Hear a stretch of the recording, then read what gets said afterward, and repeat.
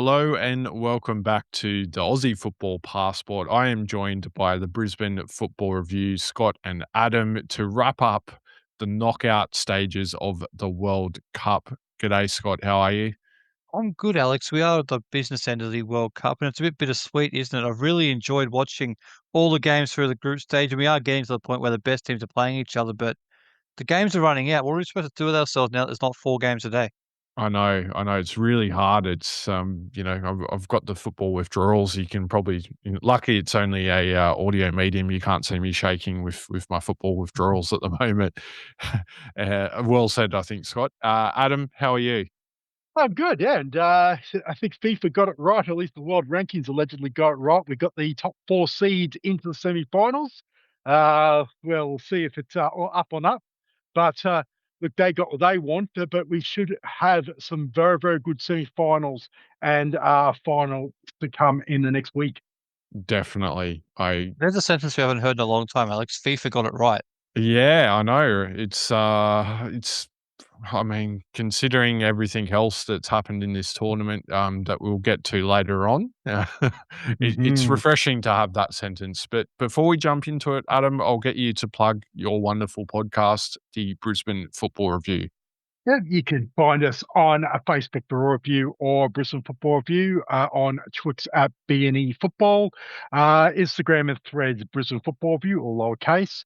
You can drop us an email, Brisbane Football Review at gmail.com, and you can find us at all good podcast platforms and some not so good on the likes of Apple Podcasts and Spotify. Brilliant. Thank you, Adam. And of course, Brisbane Football Review is the place to go if you want to know all about from the NPL all the way down to the more local leagues in Brisbane and Queensland. And of course, the Brisbane Royal men's and women's team when the A League season rolls around, which is still a few months away, of course.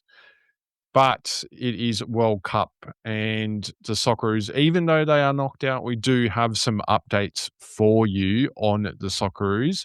Let's start off with, of course, Jordan Boss, his injury.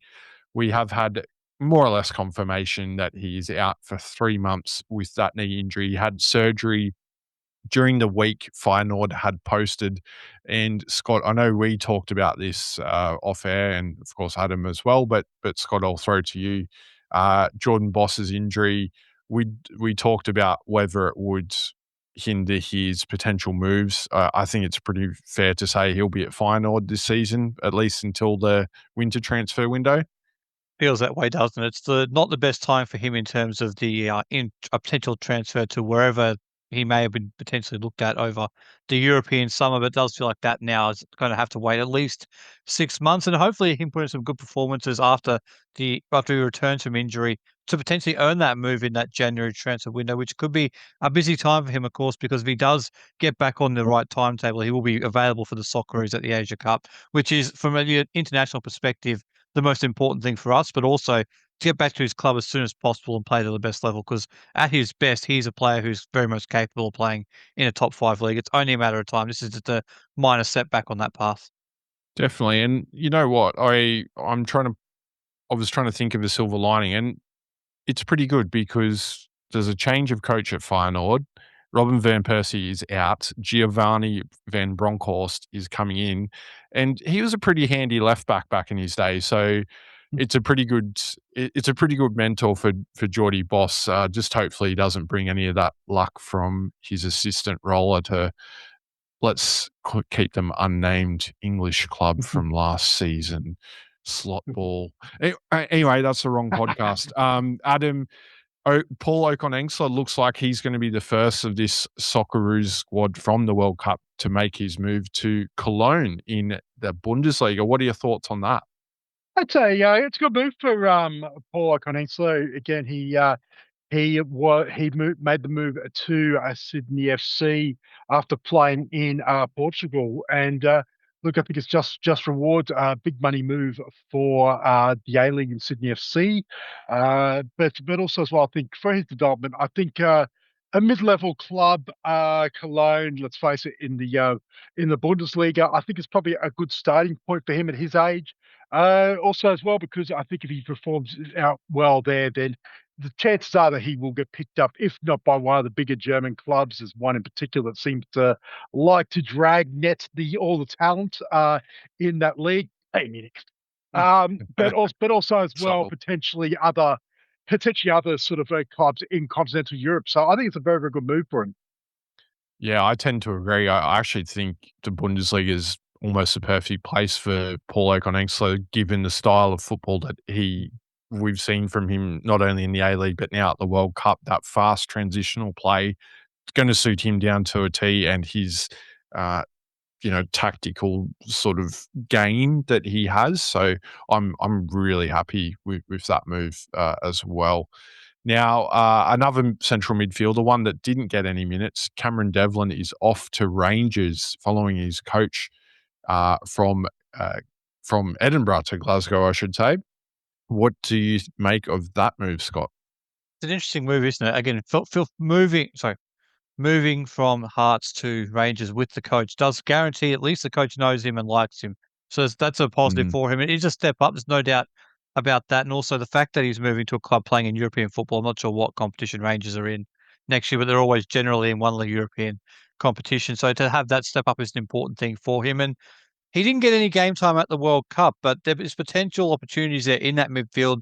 Jackson Irvine isn't getting any younger, and as we saw, Aidan O'Neill and Paul Ocon, apart from those two, there's not a lot of options in that midfield, and he was on the radar. So I think it's an opportunity for him there. Hopefully it goes better than it did for Matt Mackay, the last Australian to play for Rangers. That was a short-lived and ill-fated move for him, but hopefully for Cam Devlin, who's well adapted to Scottish football now, this is a move for him to really step up. And he's in the purple spot of his career, isn't he? In terms of that late 20s age point, he's a quality player, and this is a great chance for him to really step up and potentially win some things at club level and maybe solidify a spot in the starting lineup for the national team. definitely. And I think the key thing to that is that Derek McInnes, the coach that's incoming there, of course, making the same move as Cameron Devlin, knows and trusts him. You'd think he'd been almost a nailed on starter in that midfield for Rangers because of that. And I think that leans into him getting the game time he needs Just and just one hopefully to thing develop. Yeah, Just go one for it, thing Tom. there. Scott did categorise it as a step up. I don't know about that. The Hearts did finish well ahead of Rangers as far That's a as club the premiership reputation go. is, but I But take no, your no, point. no, no. You're right. You're right. But Rangers are probably the second biggest club. They've had a few Cool. ordinary seasons, so maybe Tammy Devlin will help restore the parity on the blue side of Glasgow because they've got to keep those green ones on check. Yeah, someone does, I guess. So, well, I've got you, Adam. Lucas Harrington, he has been spotted at the German consulate in Brisbane getting a German passport. So, again, maybe if you want to explain to the listeners why why he's doing that and why it's probably a good thing and potentially signalling his next club move. Look, it's very simple. In fact, personally, I'm looking at doing that myself at the moment. Being of Maltese heritage, they're part of the EU. So the advantage of getting, if you are a citizen or you're eligible to be, not to say citizen, but eligible to be a passport holder by birth or by lineage, is that basically you can work anywhere in the European Union, which does cover for a professional like Lucas Harrington or a potential professional being 18 years old. He would be able to then basically pick and choose where he plays. It probably does. It probably bodes more to the fact is that he is getting a European passport. That the next big move is off to the continent rather than the UK, because as an Australian, you do have barely. And with the Socceroos being in the top 40 teams, the work permit issues don't come into it. So he wouldn't need to go to this extent if he was moving to a British club. Therefore, I think the more likely move is that he is headed to the continent, which does include some very, very big clubs, and we hope that Lucas plays for some of the biggest of them all. But I didn't even know he was in Brisbane. So welcome back to our hero and lad. Indeed. And yeah, potentially one of the semi finalists you'd think that he's headed off to. Now, let's leave the Socceroos and let's talk about the World Cup in general because, Scott, I know you've got a bit of a bone to pick with the TV rights. So I'll let you off the leash for this one. It's not so much a bone to pick. It's more just a foreshadowing of something that I think is Mm. going to come down the line. Alex, are you enjoying the World Cup on SBS? I am indeed the home of football, sex before soccer. That's what we love, SBS. I'm enjoying it as well. It's been fantastic having all the games live and free on their network. I'm not doing an advertorial for it, but it has been Mm. fantastic. I'm just not sure it's going to be continuing because Mm. if you look at it, the rights are up after this World Cup cycle, and they also are up in North America as well. And it's very interesting. So Fox in America paid 485 million for the English language rights, and Telemundo, we were talking about it before we started recording, the fact they're getting a big boost in viewership due to the lack of ad breaks during the hydration for them. They paid 600 million for the Spanish language rights. It's being valued between 1.5 and 2 billion for the next US rights cycle combined for them. And some of the players, the Disney network, which is ABC and ESPN and all the rest of it, they're one of them. Fox is in it, but so are Netflix, Amazon, and YouTube/YouTube TV. Now, if those three places are going to start spending 1.5 to $2 billion on our TV rights for the World Cup, I'm not sure they're going to stop at just the US market. So I imagine that they would look at acquiring other rights around the world and making it a global sort of a thing. So potentially SBS may not just be up against the traditional Fox to Zone 7, 9, 10 they have been previously. I think they paid about 30 million for this most recent one. So they could have some big global competition for the next rights here in Australia, which may see us potentially having some of the World Cup behind a paywall. So we'll see what happens, but I did see that story during the week, and we are very fortunate in this country to have all the games of the World Cup available on free-to-air television. It's a luxury that the majority of the world does not have, and it's one that we've very much enjoyed. And I hope it continues selfishly, but I'm just putting that out there. It may not be something that's going to continue for too much longer. Yeah, I think you're probably right, Scott. I'm not 100% sure on the laws. I do think there is something The in Socceroos games in the final have to be on free-to-air. Everything else yes. you can There you take go. behind the thing. They would probably Mm. they'd have to do some kind of deal with a free-to-air network, and it would be probably a package of games that would be those would be included, but the majority you would think would go behind a paywall if that were to come up.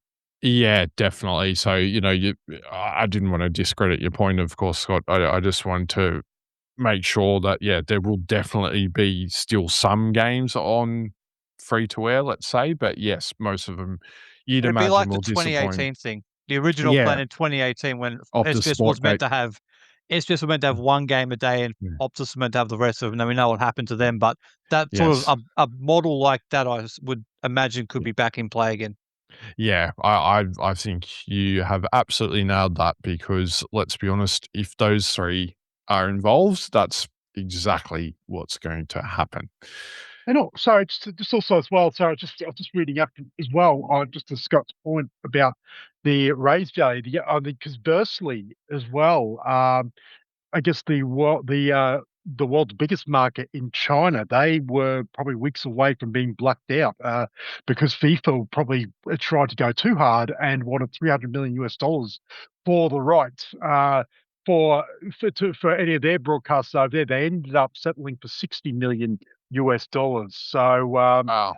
maybe again for a market like the US, you could probably really maximize your revenue. But some other places like China, obviously, 1 billion people. I believe there's a situation in India as well. I couldn't find if what how much the rights end up going there, but it could be interesting as well that where Australia fits in terms of whether the rights are as valuable here as they will be say in Europe or North America, or whether it's more Asian, where you could probably stand off a little bit and end up paying a lot less, which is probably given that SBS only paid 30 million for those rights. It's actually probably per capita it's actually probably even worth more than what the Chinese deal is. That was pre-hydration break prices as well, Alex. That's going to put things through Mm. up again. And if you think that they're going to be a one-off in the World Cup, if we're talking about potentially 1.5 to 2 billion in the US, you can guarantee that part of that negotiation will be we want those things and all those ads back in as well. So that's going to be the way it's going to be. Unfortunately, we all don't. None of us like them, but I don't think they're going anywhere. I know No. UEFA. I was going to say I know UEFA have already ruled out for Euro 2028. So I don't know if they've seen the light or that they're pretty satisfied with the TV rights fees that they're getting, but thankfully someone is not on board with the hydration breaks. But I agree completely with Scott. I think this is something, for FIFA tournaments that have commercial value. This is something we're going to see a lot more of, unfortunately.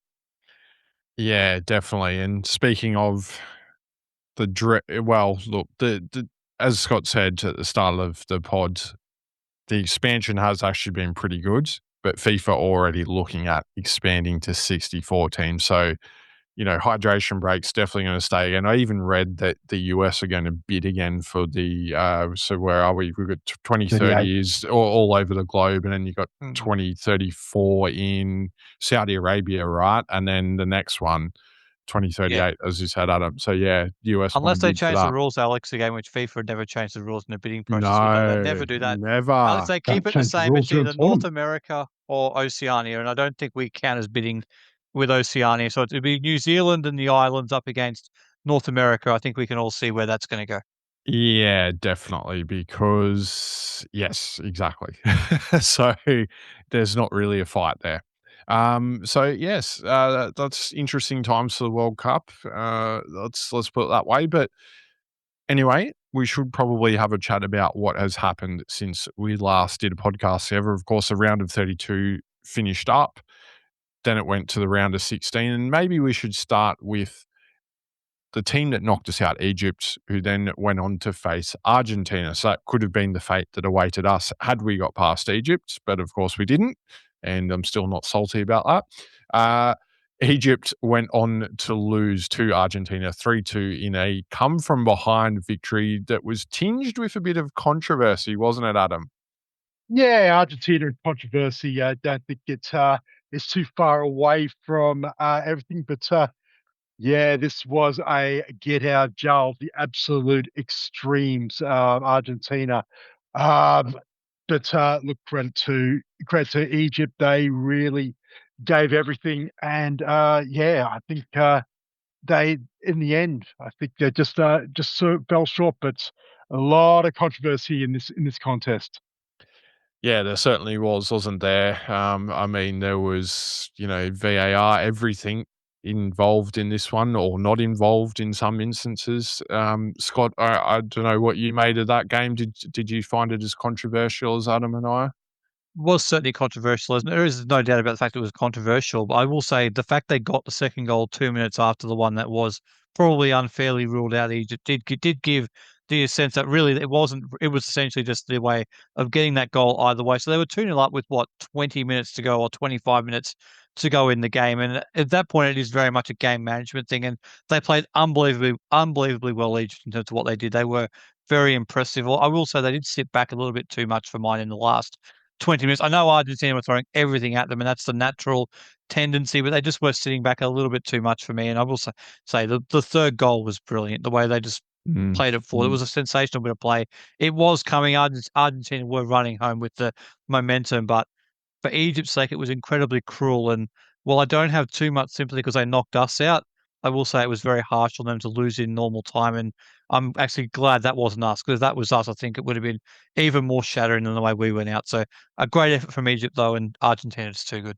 Very good point. Very good point. And we should also mention that Argentina were taken to the wire just after our game against Cabo Verde or Cape Verde, if you're, yeah, if you want to pronounce it the English way, I guess. Um, 3-2 extra time, and there were some cracking goals in that one.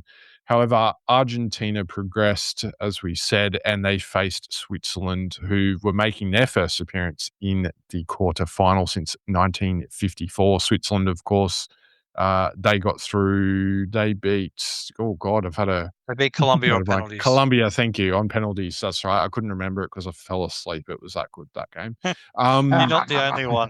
yeah, I'm sure there'll be plenty of people. Apologies, Colombian and Swiss fans out there, but I'm sure I've got zero of them.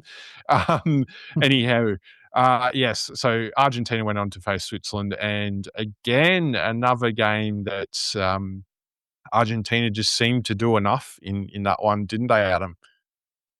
Look, they did. Early goal for Argentina. They sort of had control of it, and then second half come out. Switzerland came out and really sort of they really sort of played well to get back in the game. Got the equaliser, but then all hell broke loose a couple of minutes later. Leandro Paredes adjudged to get a yellow card, and then on a VAR review, then not only got the card rescinded, but also got Embolo sent off for simulation, his second yellow card. And I was stunned, if I'm being honest, when I saw that. Not because Mm. of the rescinding. It was a clear dive. It was a very, very stupid thing for Embolo to do. But look, I just think common sense refereeing was suggested where it happened. I know simulation. Uh, this is the sort of crap we want to get out of the game, but this is just not the timing where you actually want to use VAR for this thing to make an example. And this really changed the game, and it sort of really meant that I thought Switzerland did a great job just to get to extra time Mm. after that. But then in the end, two goals in extra time. Julian Alvarez's goal was sensational. Oof. Like again, Yeah, what a hit. look, I know that Argentina to a point have been gotten sort of lucky, if you want to say that, but with that luck, just shows some absolute skill as well. And look, of all those great goals, I think Alvarez's goal was just absolutely brilliant, especially the timing of it as well. Mm. It's got to be one of the goals of the tournament. Mm, But Scott, maybe I'll get your thoughts as well on the Imbolo incident. I mean, the first yellow was clearly a yellow. I mean, that was dumb as well. Let's be completely honest. yeah. But I don't know about the VAR. Did you have similar thoughts, Adam, or an alternative view? No, I just find it really interesting that the VAR intervened on that. Clearly, they looked at that incident and they said, no, that's not a foul from Paredes. That's a dive from Embolo. That's why they're saying mistaken identity. To me, it wasn't Yeah. really mistaken identity. That would imply a different Argentina player made the foul. It was more they're actually Mm. saying, hang on, no, that's not a foul. That's actually a dive. So I didn't know the VAR could actually intervene and judge that, 'cause I know they're not supposed to get involved in yellow card decisions. I'm not sure. I'm not saying they did anything wrong or anything like that. I'm just saying I didn't know that they could actually Yeah. do that. And it did change the game, to Adam's point, because they were already without Johan Manzambe through injury, and he's been a revelation for Switzerland Mm. in this tournament. You take him out, you take out Briel and Bolo, and at that point, their attacking weapons are pretty limited in terms of what they had available. So it did make things very difficult. And there is a real what if with that game, Alex. At 1-1 with 20 minutes to go, a Yeah. a full 11v11 with Embolo out there. Who knows what happens? I'm not saying, well, maybe it's the same result. You never know, but it could have been a very different game, and I would love to have seen what that would have ended up looking like, because Switzerland had the momentum at that point, and it would have been very intriguing to see what happened. But that red card, and look, it was a dive. You have to say, I do think it was a dive, but I didn't think the VAR could intervene on that one. So very unfortunate to Switzerland. And to Adam's point as well, yeah, I would say that Alvarez strike at the goal of the tournament. It was a long time coming. It took Argentina forever to get to it, but it was a great way to win the game. Oh, of course, as well. Just one point I missed as well, just before as well. I thought Dan Doid's goal was absolute Mm. cracker as well. That's what brought the stadium down almost. I think all the underdog backers as well. And look, we saw Dan and Doy really sort of make it quite true, and Lucas Harrington looked pretty ordinary in that friendly against Switzerland in San Diego for the World Cup. But look, he actually showed on the big stage that he's a very, very good player. So, but those boys probably shouldn't feel so bad. But yeah, look, it's unfortunate for Switzerland. I thought they were in that game, but look, at the end of the day, Argentina. Unfortunately, there seems to be this grey cloud that is following them around with controversy at the moment. So Mm. let's just hope the semi-final doesn't that grey cloud dissipates. Yeah, that would be good. I'm sure English fans will certainly agree with that, Adam. And just a little side note, the Argentine FA is being investigated by the FBI for off-field incidences as God, well, that I was reading about, in terms of lots of money changing hands and going different places, and in particular in Miami. Allegedly. Allegedly, yes. Thank you Oh, for legal dear. purposes. Sorry, I've just done the inverted commas as well, just to legally save myself there. Thank you, Scott. I will use your legal counsel, no doubt, again in this in this podcast. Um, anyway, moving right along, let's go to another nation. Let's talk about Spain, who came through the round of 32 and faced their Iberian neighbours in I guess, an Iberian derby, if you'd like to call it. They defeated Portugal and ended Cristiano Ronaldo's hopes of matching Messi's feats of a World Cup victory. And I don't know if you agree with me, Scott. I think Spain have flown under the radar a little bit at this World Cup. They certainly haven't hit the heights of teams like a France have through the whole group stage, or an Argentina in the group stage where they were playing really well. Other teams who played well, Spain have been just kicking along, getting results, as well as maybe another team which we might get to later on in the show. But Spain have just been going under the radar quite nicely as well because they are just getting the results, and they've got the quality. We know they've got that, and the way that they play is also very much harks back to what they did in 2010. So they're very possession based, try and build the ball through the thirds, and all of the wonderful things. They also don't really have a pure centre forward here because I'm not sure Mm, Oyarzábal's the best in the world in that regard. But they've got enough quality to be able to make openings and create things for themselves. And Mikel Merino feels like he's becoming a Mhm. bit of a super sub for them. So they've got all the attributes for a side who can go a long way and get to the last day, including young Lamine Yamal, who's well, a lot of other stars have had better tournaments than he has. He's had a pretty good one in his own right, and he's been a big part of that Spain side. yeah, definitely. And I think the most underrated value of this Spanish side has been their ability to keep clean sheets. Of course, the first goal they've conceded at this tournament was in that quarterfinal against Belgium.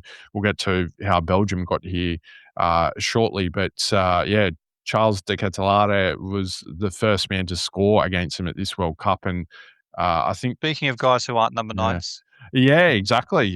Persisting with him over an unfit Lukaku. I mean, it eventually worked. It just took until the quarterfinals for Rudy Garcia there. But yes, Spain very very good. Adam, I think you probably will agree in terms of Spain flying under radar and getting the job done with super sub Mikel Merino.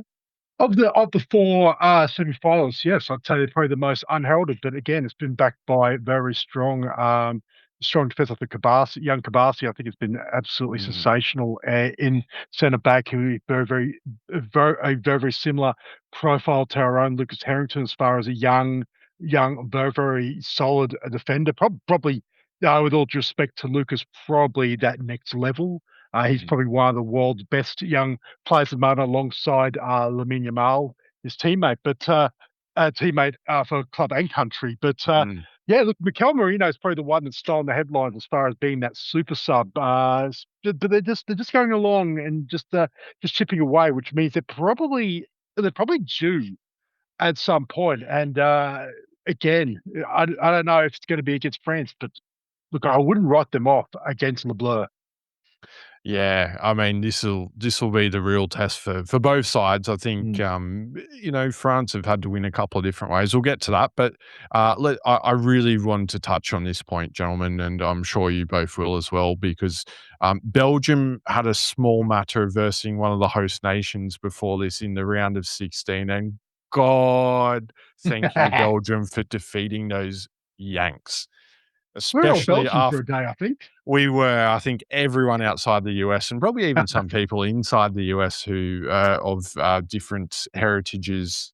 That's not really a word, but different heritage than being a Yankee Doodle. So, um, yes, Belgium defeating USA. What a great day it was, Scott, wasn't it? yeah, I'll go to the actual game, then we might get to the other part, which is probably the biggest subplot. On the game itself, Mm, the US just seem to have a mental block against anybody who's any good out of Europe. They just cannot seem to beat teams from Europe, and mm, they got beaten heavily by Belgium in a pre-World Cup friendly, and that was repeated here. They lost as well to Turkey in the group stage. They just can't beat European teams. mm, It's in their head, particularly Belgium are in their head. So again, I think they were thoroughly outplayed on the day, and I think even the most ardent US football or soccer, as they call it, experts over there acknowledge that they were thoroughly outplayed. I'm not sure the availability of Florin Balogun actually had anything to do with the loss, although we all certainly very much enjoyed Belgium's reaction to that. I think as well, you think back to when we played the US on that field in Seattle, the energy, the intensity that they played at, there was none of that in this Mm, game. And they looked to me like yes, they were up against a team that were better than them. They had the mental block. They also look like a side who maybe just run out of a little bit of legs and the intensity that they played at. Maybe you can't do that over a full 8 game tournament. They might have to rethink that because they were very good in the group stage. But in this game, they were thoroughly beaten. And yeah, Belgium's reaction to that overturning of the red card was it was great to see them get that, and the dancing and all the rest of it was absolutely brilliant. The decision, I don't know if you'll get to Alex, it's mind-boggling. I can't believe that actually happened. That mhm. the president of FIFA made a decision to not overturn, but suspend a red card penalty for whatever you want to call it. I find it mind-boggling the fact that it actually happened, and I think it's Yeah. great for football the fact that Belgium actually just won the game and did it comfortably. Yeah, it's 100% the best thing, and that's why I think all football fans around the world rejoice at that because of the complete ridiculousness of the overturning of Florian Balogun's red card. Really, it's just it's nothing short of um, tampering with the game, really, isn't it? And changing, attempting to change outcomes. And yeah, it's a concerning place that we find ourselves in. We gave FIFA a bit of praise at the start, but now it's time to get the FIFA Mhm. bashing in, I think, isn't it, Adam? Look, it is, and there is precedent for that, but I don't even agree with the precedent to start with. I think at the end of the day, the red card is a red card, unless it was going to get rescinded.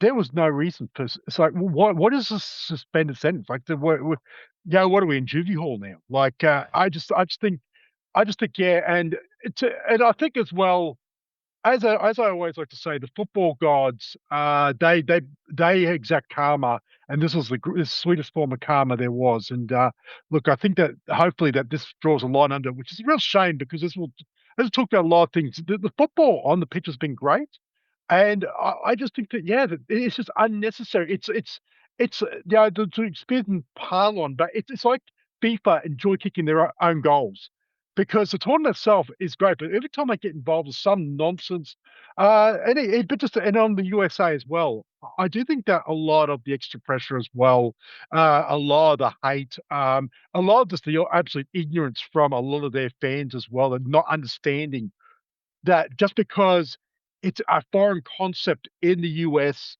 that this not is not acceptable overseas. And this whole line I thought was absolutely laughable of, oh, what, don't you want to beat the best team possible? No, he did the wrong thing. He got a red card. He got sent off. Mm. He deserves to miss the next match like every other footballer across the planet. Like, so again, in the end, I think to Scott's point, I don't know if at the end of the day it took it made a difference to the game because I just think the US just they look like a team that were out of legs. The pressure got to them, but it's certainly all the conjecture about Balogun. Would he play? Would he not play? Should he be playing? I think also as well that got to him as well. And in the end result, like we all rejoiced because for a while there we all hated the United States, but as a football team, it's a shame because look, they did play some good football, and while we didn't want to get too far and get too cocky, I thought they did play well. Yeah, and I mean, the context is Jarol Quanta from England got a red card on VAR review, and he was given a 2 game suspension. And was that overturned? No. Even though King Charles probably, well, he probably just didn't bother because he's like, that's just not going to happen now after that man in the White House did his thing. Anyway, that's another podcast, Alex. So might have to yeah, I will not give be a myself party a to that yellow card. podcast. Adam might be if he wants to. I won't be a Yeah. party to that.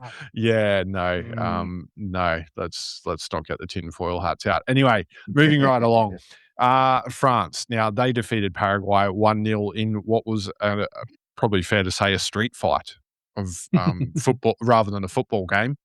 Uh, Kylian Mbappe's quote, I really enjoyed that they expected France to turn up in dinner suits, but they came to play. So, probably a pretty apt description of that. Of course, he scored a penalty in that game, rightfully given. Unfortunately, didn't have as much luck on the penalty spot in the next game against Morocco, where they defeated them 2-0. But I guess France's road to the final, it looks like it's humming along nicely, doesn't it, Scott? It does, and the Paraguay game which you mentioned was the only one of the games they've played so far that has turned into more of a street fight for them. A lot of their games have been very open affairs, and the front third have been absolutely brilliant. This was the one game that France had to win in a different way, and they were able to show they've got that toughness and resilience to stay in the game and not let a team who plays that way get to them. So they did that really well. But that front third, it is absolutely terrifying. Whether it's Barcola or Desiree Doué on that left hand side, and you've got Dembele, the golden boot, not the world player of the year on the right hand side. You've got Elise in behind and then Mbappe up front. It's a ridiculous front four or five, whichever way they want to play it. It is an unbelievable group of options. And to me, I don't know if you see it the same way, Alex. They've got a gear that the other teams in this tournament just don't have. And if they hit that gear in these last two games, whether it's the semi-final and the final or third place game, which if they hit it in either of those games, I don't think any of the other three teams in the tournament can beat them. And they're just playing absolutely beautifully. They've got quality all through the team. They've got experience as well, having been to major tournaments as player and coach. To me, they are a team primed to go and win the tournament, provided they just don't freeze in this last week, which I don't think they will. They look like to me they are playing some unbelievable stuff. Yeah, I tend to agree with you, Scott. I mean, Didier Deschamps, for me, the thing that's really impressed me, not only the Paraguay win, the way that they played, but just it's just really subtle tweaks that Deschamps does. He doesn't go full Tony Popovich and completely change his starting 11 or his formation or whatever. The subtle change that he made in the group stage is from he had Dembele playing as the number 10, and he was sort of occupying a similar space to what Mbappe and Elise wanted to. So he literally just swaps Elise and Dembele, and France look like, again, they just go into that next gear, don't they? But as you said, Scott, they've still got a couple of gears to go, and it's an incredibly scary thought. And Adam, I'm not sure if you think pretty similarly. I'm sure you probably do, though. I do. I think they are out and out the favourites to win the Saw. And look, Scott's right. I can't add more than that. I just think they look the part. The fact that they can win in multiple ways. Again, they said that's the I guess the categorization of a street fight against Paraguay, but then to so easily almost, they never gave Morocco, who are a very, very good team, they didn't. They weren't even the same ballpark. And you're right. That front four, plus that front four of Dembele, Elise, Mbappe, Doué, and you got Barcola on the bench as well, as said, and they all interchange. That's scary. That if they all fire, yeah, they probably the side that look the deepest and also as well probably the best informed. It's just a matter of whether the other teams can stop them. And I don't know if they got much answers. And on top of that, defensively. Like I said, we had a lot of praise and credit to the defense, but to the attack, but the defense of Kunde and Upamecano as well. I think they've done a solid job, as well as Mike Mendian, the keeper. Can I take 30 seconds on Morocco, Alex? Because everyone thought they were a real sleeper pick to win this tournament. I think they got as far as they could realistically expect to get to, running into a team like France. Not having Saidari available probably really did cripple their chances of doing something in this game. But they just didn't look like a side who believed they could beat France either. And that surprised me with all the quality they've got, the success they've had in the previous World Cup and Junior World Cups. I thought they'd go out with a bit more belief and really test themselves against the French side. But it just felt like they sat off a little bit too much to me, maybe showed a little bit too much respect. So I found it surprising Morocco didn't give France a better game. So I thought this would be one of the absolute best games of the tournament. France played their part. I'm not sure Morocco quite lived up to theirs.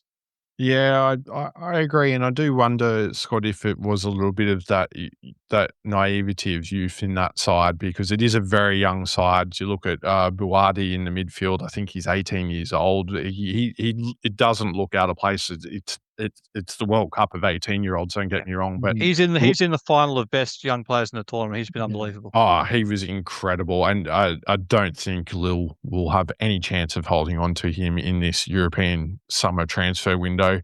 And it's yeah, I mean, it's scary what they might do in 4 years' time because they're only gonna get Yeah. better. Let's be honest with that young side. Now, let's move on to a team that I don't really want to talk about because I predicted them to win the World Cup. What an absolute goose.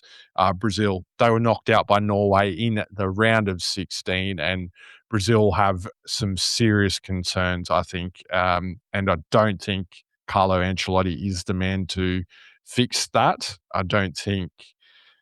Well, I think Brazilian football needs a bit of an overhaul because that side, it's probably the worst Brazilian side I reckon I've seen in my lifetime. I don't know about you, Adam. Yeah. You got any thoughts on that? Look, I've got some very, very good insights as well. I have friends who are Brazilian. I've got a number of people so close to me that are Brazilian. And look, I was hearing that uh, back when I was overseas in April as well, and I met a number of Brazilians on the cruise I was on, and well, we were talking football because football is a Of course. universal religion of Brazil, and they never rated this team. Despite the fact that, that we all thought, okay, look, they're going to be all right. Vinny Jr. is a very, very good player, and whatnot, and a number of the others that are there. They never rated them. They again, that's not just your words. I don't. I'd be very surprised if any Brazilian that knows what I talk about would actually dispute and saying this is the worst side of a generation. Yet they got to the round of 16 because there was not much belief. And you're right, the whole thing needs to be blown up. I joke, I joke about it at times, but I don't even think it'll far the mark that Brazilian footballer Joga Bonito, it died that night that Germany murdered them in that semi-final in 2014 because they have not been the same football nation since. There's been flashes. Like I said, you've got some very, very good young players coming through. I think players like Rayan and Endrick, I think, will be Mhm. the next generation that's gonna lead that side.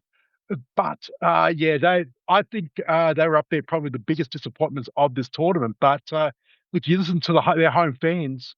No, they're not surprised. And the funny thing is that we may see some answers about the rebuilding of Brazilian football in a couple of months' time on our own shores. Yeah, definitely, because that is the first opportunity Brazil will get to get together as a national team and, of course, take on the might of the Socceroos here in Queensland as well, even better in Townsville and Brisbane in September. But yes, I think if you look at that Brazilian side, there's a lot of older players, a couple in their sort of mid-20s, and then the rest are all sort of 18, 19, and that's a bit of an issue in itself. And Mm. that's probably stems from the development and the pathways and the generation of players as well, and it's a bit of a concern for Brazil, but, I think It is, but Scott it's been what a concern for 25 years, really. Yes, they won in mm, 2002, but they only scraped into that World Cup.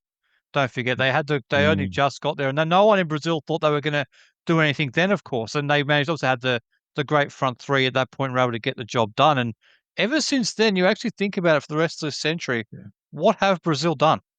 Mm, 2006, they got beaten by France, and obviously they would beat us in the group stage, whatever. But that was mm, kind of the end of that 2006 and 2002 team, wasn't it? It was pretty similar. But then they go to 2010 and got criticised back home for being a bit more defensive than they would have liked. And 14, obviously, well, they played some really good stuff, but ran out of legs and quality against a superior German team. 18, 22, and 26 have all been big disappointments. I think to Adam's point, a big overview is needed in Brazilian football from the top down. I don't think their clubs are doing as well either in South mm, American competitions and even in the Club World Cup. So I feel like a whole overlook of what is happening in Brazilian football because, like you said, when you think about Brazil, you think about the great flamboyant players in the front there. We can all rattle off a whole host of them over the history of the World Cup, and they have been the most fun side overall to watch in the history of the World Cup with what they have done. But these last couple of tournaments, they haven't been that team. And look, I'm a Man United fan. Cunha wearing the number 9 shirt feels like a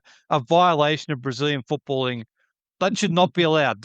If I was a Brazilian, I would be saying, "Hang on, somebody else is wearing that shirt because he is not a Brazilian number 9. He does not compare to the legends who've worn that shirt. He's a good player, don't get me wrong, and he wasn't bad in the tournament, but it's symbolic of what Brazil have become, isn't it? They had some iconic legends in that sort of shirt. And now it's Matias Cunha who's leading the line as the great hope of Brazilian football. They have fallen, and I hope they get back because they are a great team to watch at their best. And I've missed not having that sort of Brazilian team in the last few tournaments because when they're not there in that way, the tournament does lack something, doesn't it? It's funny that, like I said, I'm popping more for when they show the shots in the crowd. And you see the great legends. So you see, Ronaldo Nazario. You see, Ronaldinho, Cafu, Roberto Carlos, amongst others, in the crowd. They're the invited guests of FIFA, and I'm going, oh my God, it's them. You look at the players on the pitch, and I can't get excited by them like past Brazilian players. And they said that's just four or five of I'm not even talking about going back to Pele's generation. I'm just talking about my generation of Brazilian players. And I guess by extension, our generation. They're sort of players, but I don't get any excitement. Like Vinicius Junior, he has glimpses, but I think a lot of it as well. I think and again, I'm just speculating more than anything is I think just the fact is that these young players are going to Europe way too soon.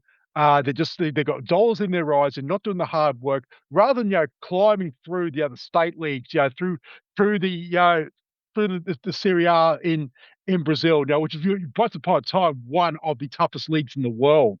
They're just all running off to Europe as well on their European passports. They just don't even get the sense about what it is about being Brazilian and what representing the Seleção shirt. So I think it's a major problem. But look, again, that could be another podcast in itself, just talking about the demise of Brazilian football. And I'm with Scott. Yeah, I miss the great Brazil teams as well. I guess in a way we'll have to settle for Argentina, but yeah, Brazil. There's something about that yellow shirt when you see them play football over generations. While football's poorer, for them not being at the top. Yeah, I couldn't have said it better myself with that last line, Adam, really. Yeah, football's not the same without Brazil being involved and the pure joy that you get from watching someone in that world famous, world renowned yellow shirt. And after all, they've won the most World Cups, haven't they? But they still feel a very long way away from beating, from winning one, I should say. Now, talking about the team that beat them, Norway. We know that they have their golden generation and they like a bit of rowing as well. Well, their fans anyway. The streak continues. 5 games against Brazil in the World Cup, and they remain undefeated, which is a feat in itself, let's be honest, but just fell a bit short when they faced England in the quarterfinals on the weekend. What have you made of their tournament, Scott? It's about Norway or England.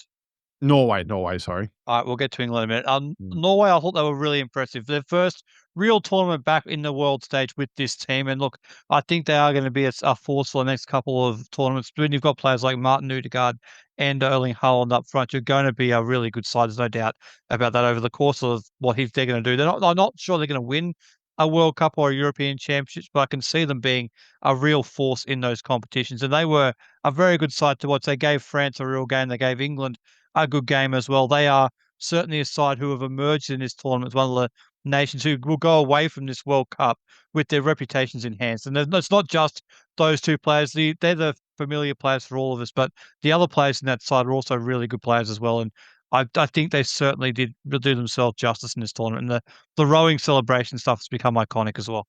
Yeah, definitely. The one of the Norwegian fans rowing up the escalator was a personal favourite of mine. Now, Adam, I guess it wasn't just Haaland, was it? Norway wasn't just powered by Haaland, I should say. I wanted to give a shout out to the old boy at the back, the goalkeeper, Neeland. I thought he was sensational, and he's off contract. Can you believe? Oh, I think he'll probably he and Bozinha. I think could be two of the keepers that that may at least get some big money moves come the new season, because I think he was very, very good. And you said it's short. Norway coming short, but almost as short as Iron Island's bar goal kick that collected the spider cam cable, and Mm. yes, and it caused a lot of controversy. And look, just on that as well. Look, it's an interesting one because in a way, uh, yes, it should have been a drop ball. Yes, I think VAR may have should have called, but then again, yeah, like I said, you think the furor is big right now as far as that goal being allowed to stand. You imagine if VAR overturned it and put it, and not given that. It just our friends in the home in the motherland, they would have gone absolutely psycho over it. So look, it was one of those instances that they got it wrong. They should admit they got it wrong. But yeah, it was and I would, if you had a bingo card and that being a controversy, ball hitting spider cam cable, yeah, I don't think anyone's winning that.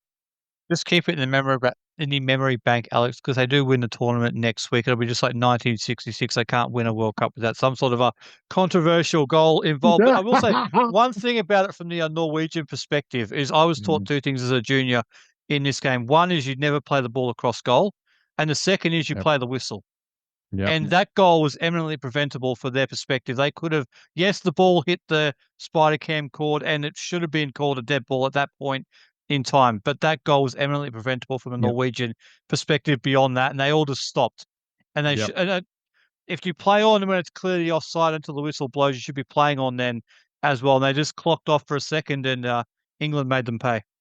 I thought They sure did. Jude Bellingham's goal was actually not bad, but look, you do add a perspective to that, Scott. That yeah, it's not easy. It's not hard to run around, step around three or four players when they're already protesting, saying it should have been their ball. It probably takes a shine off that. But yeah, look, you're right. That's what it comes down to. And at some point, yeah, you got to play the whistle, even though VAR is there to check those things. Which obviously no one, I think, really sort of saw that until it became viral.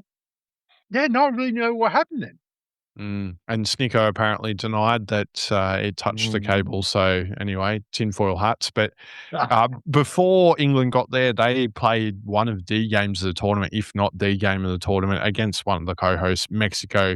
A smash and no, it's not a smash and grab job. It was a fantastic win to go to Mexico to play in altitude in the kickoff that was delayed due to the weather that was involved. I mean, for all the England bashing that's out there, it was a really good. They put on a fantastic performance, and it was a massive win, wasn't it, Scott? It is. I'll be serious about England for this point in time. That was the game of the tournament between Mexico and England. It had absolutely everything you could possibly want in a game of football. England with everything against them, the weather, the humidity, the altitude, all the rest of it, the full crowd at the Azteca. It was an unbelievable atmosphere and a wonderful performance from England. I was joking that that was going to be elimination day for England, but they really showed something in that game to come through all of those things and play the way they did. They didn't get lucky in this game. Yes, they No. defended for their lives at the end, and there was a bit of controversy around some red cards and penalties and all the rest of it. But to me, that all evened out anyway, and they just were the better team than Mexico, and they played some really good stuff. And we should give Thomas Tuchel some real credit here as well, because he did something before the tournament that not many England managers have ever had the guts to do.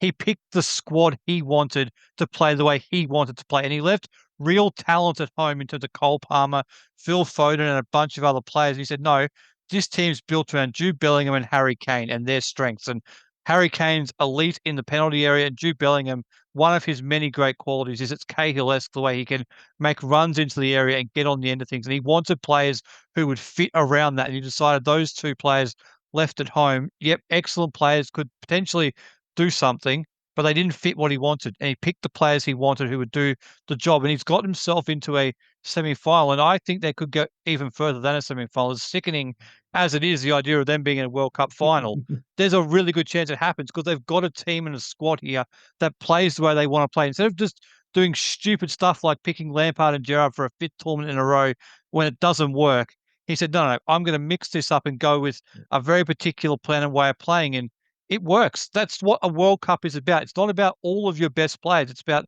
a team that can go there and win. And he just decided that's the best way. And he got a lot of grief before the tournament. He got it right. You got it 100% right, and that's why England are in the semi-final. Let's be completely honest. And Tuchel is, quite famous for winning cup tournaments at club level, isn't he? This is just a small matter of a World Cup, and he's got it bang on. And some big calls, there wasn't only those 2 that he left out. There was Trent Alexander-Arnold, there was a lack Yeah. of right backs as well, and he's been lambasted for that, but they've made it work. They've just made it work, and he's just got it right, I think. There's really no other way to put it, is there, Adam? And now they get to face the might of Messi in Argentina for the first time in Messi's case. Yeah, look, there's no, it's not a fluke that England are still undefeated with Tuchel in charge, and I think it's only been one. I think it might be maybe one draw in that.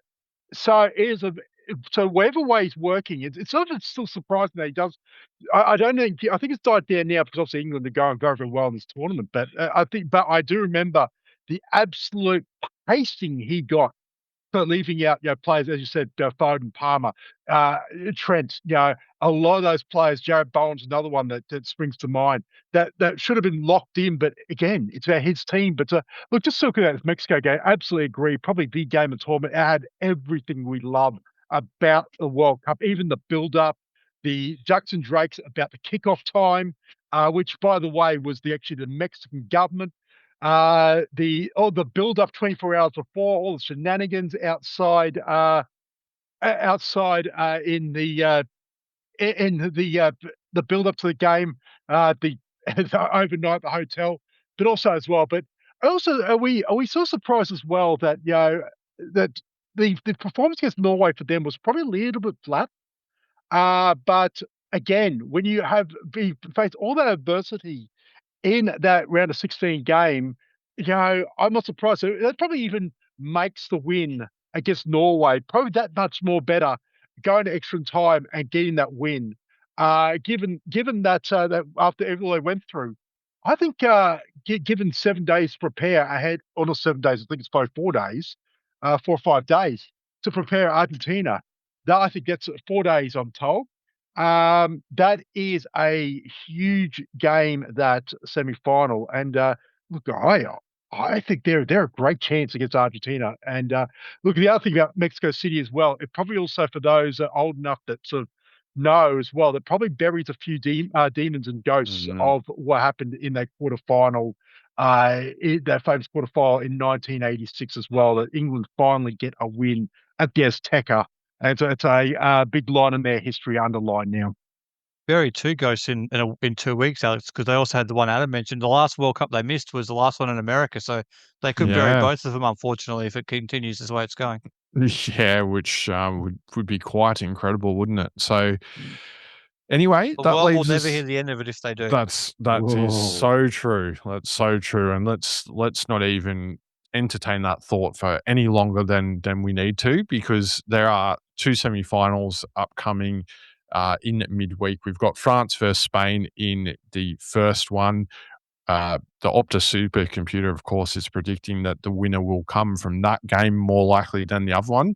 But the next one is England versus Argentina. So I'll do that silly old thing that we do where we do a semi-final prediction and go on to the win. Although I believe both of your teams, lads, are still in the tournament, so you don't have egg on your face like me yet. Anyway, Yeah, but I want to change my prediction on actually because I did say before the tournament that Spain. I actually think France will go on and win. I think this semi-final is going to be absolutely sensational. I don't know if it'll be a 5-4 thrill like it was in the Nations League when they met last year in the semi-final there. So that would be something if it was. But as I said earlier, I feel like France have got a gear in them that other nations simply cannot match. And if they hit that in this semi-final, I think they'll be too good for Spain. But if they don't, Spain are eminently capable of beating them. I think it's going to be an unbelievable contest. All four of these games will be great contests from here on out, which is going to be why it's going to be so great to see these teams play. But I feel like this game in particular could be something special. Yeah, hard to disagree with you there, Scott. Now, Adam, do your best to follow that one up. Look, I think either way, look at any combination, I think is going to be great. You've got the top four ranked teams in the world playing off. Look, I think France beat Spain. I think France are just ahead of them at the moment. I think in skill, I think they've been in better form. Spain, as we said, have been under the radar, but I think that French defense probably could almost suffocate them to a point. And then it's Kylian Mbappe and his men around him. I think potentially could make the difference in the end. In the other semi-final, wow, what a game this is going to be! I just had this feeling England will can win this game. I just think that with everything that's going on with Argentina, all the controversy, all the the extra time games as well. I know England have been through the ringer as well, but I just think that luck is about to run out for them, and it all takes is one bit of luck, and England can pounce. And I think, yeah, it's. I don't know if it's going home or whether the Falklands are going home as well with the winner of this game. But look, I think it's just going to be a tremendous semi-final. France England final. Oh, jeez. You know what? I still think France. I think France are the best team here right now. I think again. I think France will probably have a slightly easier time than England, and with that day rest as well. I do think it will be. I think France over England, and that other game in Miami, that third place game, ooh, that could be a wild one. That one between Argentina and Spain, but that's sort of how I predict it from here. I should have done the other semi-finals. Well, I just realised I didn't do that. I tend to agree with Adam. I Benefit? think England, unfortunately, will actually win that semi-final. Although both of them are coming in with like huge obstacles to overcome. England, the big emotional win in Mexico City, then playing in the sauna of Miami, and that's not going to do them any favors. Argentina, two knockout games out of three, going all the full distance of 120. To me, it's a real coin toss game. I would love to see the rematch of 4 years ago because that was unbelievable. I just have a feeling England are going to get to another final. They've been really good at getting through tournaments. I think they're going to get to the final here. Unfortunately, we're all going to have to put up with the English for another major final. But I think France will beat them anyway. I think they'll do it pretty comfortably. I think they are the best team, and I think Argentina will finish third for whatever that's worth. I don't really care about the third place playoff, but I think they'll win that game because it'll be Lionel Messi's final game for Argentina in all likelihood, and I doubt they'll want to send him Maybe. out. I doubt they'll want to send him out a loser if it is his last game. So I think it'll be France, England, Argentina, and then Spain will finish in fourth. But that's my prediction. Look, hard to disagree with you, unfortunately. I don't think football's coming home, but I think they're going to make the final. I just think Harry Kane's just going to do something special, or Bellingham. It's going to be one of them, let's be honest. And I just think Argentina, like you said, Adam, I think Argentina's luck's going to run out. I just think you can't keep covering up for Messi walking around the Yeah. pitch for that long. I think as much as you change that midfield, there's just not quite enough width in that attacking play that Argentina are dishing up so far. And I think that's where their downfall is going to be against England, who've got, uh, you know, Saka, Eze, Rogers, Gordon, Rashford. I mean, take your pick. They're just going to, I think they're going to make mincemeat of the Argentinian fullbacks in that one. That's my little tip for you. And as for France, look, I think Spain's going to give them a red hot go, and I could see another 5-4 Nations League thriller on the cards in this one. You heard it here first, so it means it'll probably be a 1-0 snooze fest, knowing my luck with predictions. But that's what I'll put, and I think that's what we can leave it on because you can cut that one up and put it on the social medias and make a goose out of me. But Scott, I think you want to add I a was just little going to line ask: in are there. we all picking England to beat Argentina because we actually think it's going to happen, or are we just trying to reverse jinx the result here? Because for me, it's at least 50-50. I actually think it's going to happen. I Yeah. again of these four teams as well. I do think that Argentina's defense is probably the weakest and most susceptible as well. And I do think that you've got the X factor in Jude Bellingham. You've got a reliable number nine, Harry Kane. A number of players off the bench who could do. Anthony Gordon, I think, is sort of he's had a decent tournament. Now they've lost for him, traitor. But yeah, look, I do actually think give England a good hope. But one question I want to put to you boys out notice as well. Two semi-final venues, both indoor. the France-Spain game played in at AT&T, oh sorry, Dallas Stadium, Mhm, mhm. and the England Argentina played in Atlanta Stadium. And then they go outdoors for the final and the third place playoffs. Does that have any sort of bearing as sort of the way the games are played? Oh, that's a good call. That's interesting, Adam. You've put me on notice there, and I would love to have done my research, but I didn't.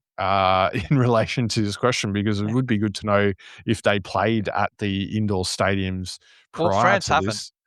France haven't the Ah, whole okay. tournament. They have been based in that northeast corner the whole World Cup, and now they're going to have to travel to Dallas for the semi-final, playing indoors. So a lengthy trip, an indoor stadium. That's all new for France. It's not new for Spain. So if I was Spanish, I'd be clinging on to that one. It's not going to make any difference to England or to Argentina. I think they've both played in Atlanta actually already in the tournament, so they're well familiar with it. But that's a good point Adam makes around the indoor Mm. stadium for the semi-finals because it's new. From as far as I can remember, it's new for France. Yeah, yeah. So there you go. That answers my question. So I mean that's a potential spanner in the works for the France machine that goes rolling into town there. But again, it's hard to see that it's going to change things completely. But it might just mean that we do get a I think either a ridiculous scoreline like that 5-4 Nations League result against Spain, or it could be a 1-0 snooze fest. It's going to be one or the other. I don't know. It'll be anything in between, which is really strange to say, because I think this might be the game that France's defence actually gets properly tested with a different style of attack that Spain have brought with them in this tournament, even though Oyarzabal is not a out and out nine, he is in red hot form. So it'll be interesting to see what happens there in that one. That's to confirm. France played their group stage games in New York, in Philadelphia, and then in Boston. That was their three group stage Yeah, games. four I'm pretty stadiums. sure they didn't play any outside the in the inside in the knockout rounds either. They were Mm. again in New York, Philadelphia, and Boston. So they've literally been in those three cities the entire way. So from their perspective, it is all new. Yeah, so and a bit of travel, as you said, so that should be quite interesting. Well, then, gentlemen, thank you very much for your time. I think we've covered just about everything in this episode, which is good. And we'll be back to wrap up the tournament over the coming days as well, which will be quite a sad moment because I've thoroughly enjoyed this, gentlemen. Thank you very much for your time this evening, Scott. Yeah, I'm off to file an official appeal as well, by the way. Brilliant. Brilliant indeed. And Adam as well, thank you for your time. Yeah. Thank you and good night. Thank you very much. Thank you for listening to the Aussie Football Passport. I hope you've enjoyed this episode, and we will be back later on to wrap up the World Cup. Goodbye for now.